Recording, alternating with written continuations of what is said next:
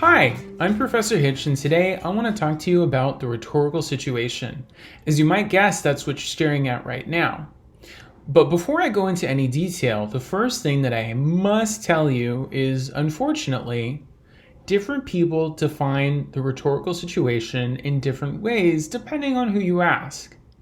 In layman's terms, if you have a really serious question about the rhetorical situation, it's best directed at your teacher and not at this video.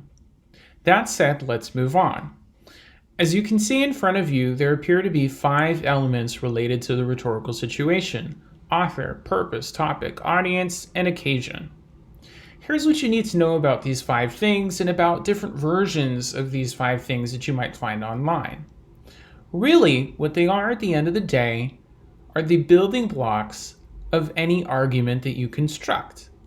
Any argument, by its nature, would have an author and a topic. If you're arguing, you're trying to convince somebody, so you're going to have an audience. And then you would also have a purpose and an occasion as well. More on that in a moment. The reason why people talk about the rhetorical situation and why they talk about it in such simplistic terms is essentially arguments are complicated. The rhetorical situation is not. Sometimes, in order to talk about something that's complicated, like what you're writing for an essay, it can be very helpful to talk about it in simple terms, like author, topic, audience. So here we go. Author is perhaps the easiest one to do. It is whoever is presenting the argument. Done. Topic would be, what is your argument about? Done. Not too much to either of those. Audience can get a little bit tricky. Here's what you need to know. The more you know about your audience, the better. Argument is the art of persuading somebody who's not you to agree with your opinion. If you are not considering the audience when you write, you're really not crafting a very strong argument, are you? Each 3 of these elements is relatively straightforward, and I think probably something that you're familiar with. That said, there are 2 here that are a little bit more ambiguous. We'll start with occasion. Think of occasion like the context for making an argument. What was your occasion to write this?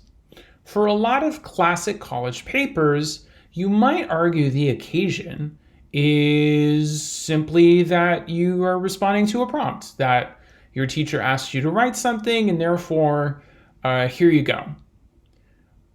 But you might consider getting a little bit more in depth on occasion. For instance, answer the following question. Why did you even choose to write this specific topic? Why did you choose to support it the way that you did with the sources you found? Now, realistically, the answer is sometimes going to be just because.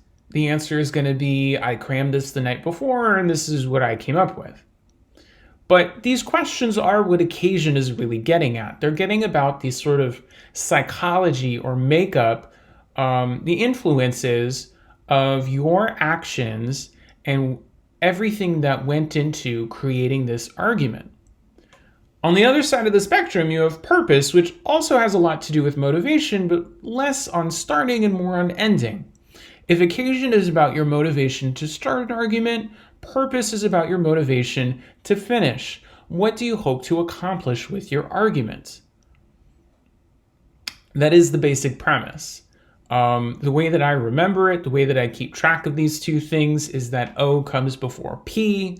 You must have an occasion before you can arrive at a purpose. Now, sometimes they will be somewhat similar in nature.